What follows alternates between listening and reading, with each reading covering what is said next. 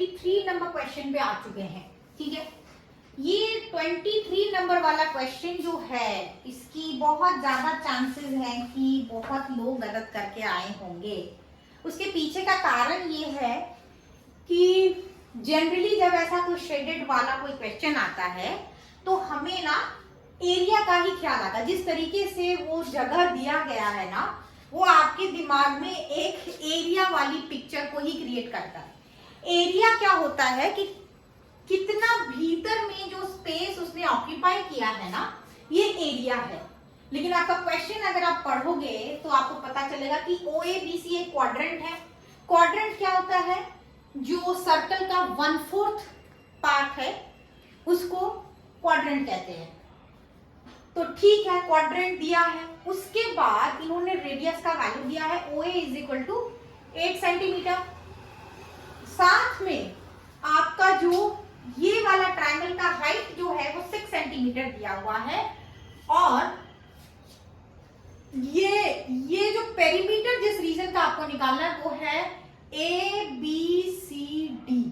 ठीक है, ये वाला पोर्शन का आपको पेरीमीटर निकालना है। ध्यान देने वाला बहुत जरूरी जो कैच है आपके लिए वो है पेरीमीटर। एरिया नहीं निकालना है। तो एरिया जो भी निकाल के आए होंगे उनका गलत हो गया है। हम लोग क्या है ना, क्वेश्चन को पढ़ते हैं लेकिन ध्यान हमारा ना वर्ड्स पे नहीं रहता। अगर वर्ड पे ध्यान नहीं दोगे तो पेरीमीटर की जगह पे एरिया निकाल के आओगे, क्वेश्चन गलत होगा। अब चलो जरा हम लोग पेरीमीटर सॉल्व करके देखते हैं कि इसका निकलेगा कैसे। सबसे पहले ये पता होना चाहिए कि जो क्वाड्रेंट होता है ना, क्वाड्रेंट जो है वो सर्कल का 1/4 पार्ट है। तो टोटल सर्कल का जो डिग्री है वो 360 है। तो ये बताना पड़ेगा कि angle subtended at the centre, या फिर आप ऐसे भी लिख सकते हो कि angle at the centre. It is not subtended, it is angle at the centre. क्या होगा फॉर अ क्वाड्रेंट? क्वाड्रेंट के लिए क्या होगा आपका 360, क्योंकि 4 भागों में डिवाइड होता है तो ये हो जाएगा 90 डिग्री। अब 90 डिग्री है, इसका मतलब ये वाला जो ट्रायंगल है ना, ये राइट एंगल ट्रायंगल हो गया। तो आपको लिखना पड़ेगा कि इन ट्रायंगल AOD आप इसमें क्या लगा सकते हैं, इन राइट ट्रायंगल लिख सकते हो। In right angle triangle AOD hypotenuse square. Hypotenuse क्या है? AD। पाइथागोरस थ्योरम लगेगा इसमें। AD square = AO square plus OD square या DO, जो भी लिखना है। अभी यहाँ पे क्या हो जाएगा, ये 8 स्क्वायर प्लस 6 स्क्वायर यानी 64 प्लस 36 यानी 100। अब यहीं से आपका निकल जाएगा कि AD = क्या हो गया, √100 यानी 10 सेंटीमीटर इसका वैल्यू होगा। ठीक है, वो कॉमा करके मैंने लिखा है ताकि स्पेस एक ही कम में हो जाए। तो AD का वैल्यू अब आपको पता चल गया है 10 सेंटीमीटर। अब क्यों निकाल रही हूं मैं, क्योंकि पेरीमीटर जब होगा ना तो ये एक आएगा हिस्सा पेरीमीटर में, ये एक हिस्सा है, एक ये हिस्सा है और ये थर्ड पार्ट है। तो मैंने थर्ड पार्ट को पहले निकाल दिया है, वो है 10 सेंटीमीटर। अभी मैं आपको, चलो वो जो CD वाला पार्ट है वो भी कर लेते हैं, वो आसान है ज्यादा। अभी CD का लेंथ कितना है? CD एक्चुअली है क्या, CD है OC माइनस DC या DO। ठीक है, OD भी लिख सकते हो, जो भी मन करे आप OD लिख लो। ठीक है, अब क्यों? क्योंकि OC जो है ना, OC जो है वो रेडियस ऑफ द सर्कल है। आपको लिखना पड़ेगा कि OC is the radius of the circle. As OC is the radius of the circle, therefore OC का वैल्यू कितना है 8 सेंटीमीटर। सेंटर से जो भी सरफेस को टच करता है वो रेडियस होता है, तो OC जो है आपका 8 सेंटीमीटर हो गया। 8 माइनस 6 कितना आ जाता है, यानी आपका ये आ जाएगा 2 सेंटीमीटर, यानी CD कितना आ गया 2 सेंटीमीटर आ गया। अच्छा, ये क्वेश्चन दिया ही ऐसे क्यों गया है, ताकि सबका गलत ही हो, पेरीमीटर पे किसी का ध्यान नहीं जाएगा। यहाँ पे जब भी हम स्टूडेंट के तौर पे जब हम पढ़ाई करते हैं तो हमारा ना जैसे क्वेश्चन सॉल्व करते हैं बुक में, तो हमारा ध्यान बुक की ही वर्ड्स को ढूंढने की कोशिश करता है, हम क्वेश्चन पे ध्यान नहीं दे पाते हैं। तो अभी CD निकल गया, AD निकल गया। अब बताती हूं मैं कि ABC कैसे निकलेगा। अब देखो, पेरीमीटर ऑफ अ सर्कल क्या होता है, perimeter of a circle, perimeter नहीं होता है सर्कल का, सर्कल का एक्चुअली होता है सरकमफेरेंस, ठीक है, मतलब क्योंकि सर्कल के लिए दूसरा नाम इस्तेमाल होता है, तो आप सरकमफेरेंस ऑफ द सर्कल जो है, सरकमफेरेंस ऑफ सर्कल आपका होता है 2 पाई r। अच्छा ध्यान दो, ये है पेरीमीटर, अंदर का कुछ भी नहीं लिया है इसमें, ये जो पतली सी जो लाइन बनाई है मैंने, सिर्फ उसी का लेंथ सरकमफेरेंस कहलाता है, ठीक है। और अंदर वाली मटेरियल को जितना स्पेस ऑक्यूपाई किया है वो एरिया होता है।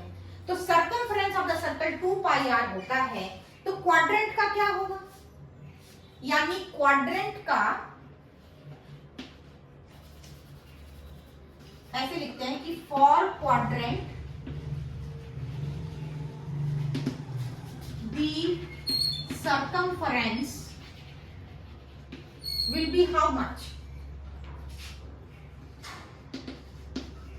इसको आपको 4 पार्ट्स में डिवाइड करना है, ठीक है।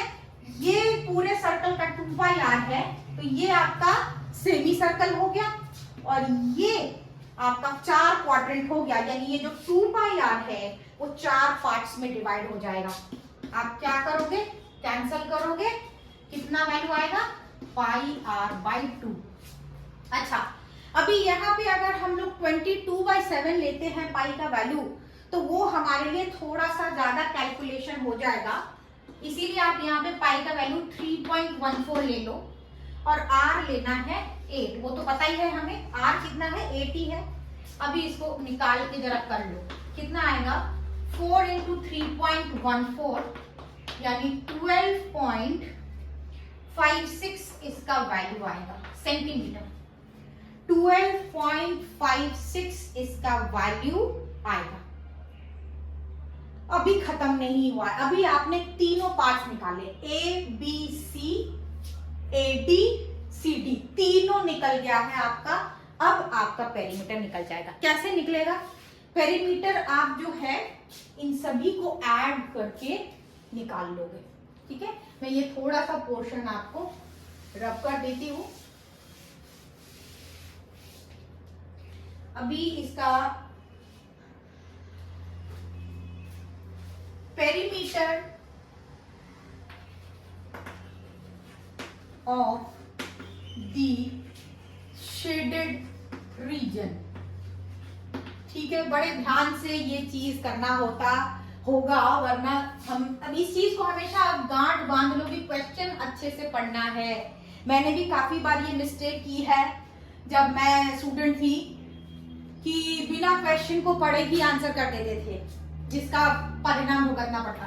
तो पेरीमीटर का शेडेड रीजन क्या है कि पेरीमीटर ऑफ ABC पोर्शन, ठीक है, ABC पोर्शन का, उसके बाद लेंथ ऑफ AD, उसके बाद length of CD, in 3 portion को मिला करके आपका ये पेरीमीटर बना है। अब सारे वैल्यूज लिख दो। ABC का कितना निकला है 12.56 सेंटीमीटर। अच्छा, इसको पीछे लिखते हैं ताकि सबके साथ सेंटीमीटर ना लिखना पड़े। लेंथ ऑफ AD कितना है 10, और लेंथ ऑफ CD कितना है। अभी हमने निकाला था कि CD का जो लेंथ है वो 2 सेंटीमीटर है, अभी ये 2 हो गया। अभी देखो डायरेक्ट प्लस करके लिख लो, 10 + 2 12 होता है, 12 + 12 24, 24.56 सेंटीमीटर।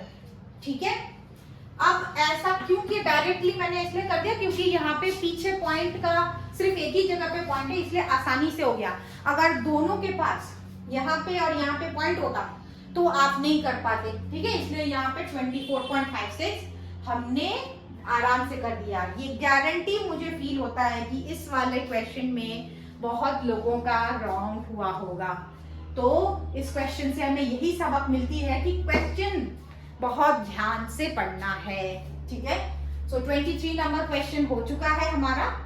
24 जो है वो ग्राफ का क्वेश्चन है, वो भी हम लोग अभी करेंगे।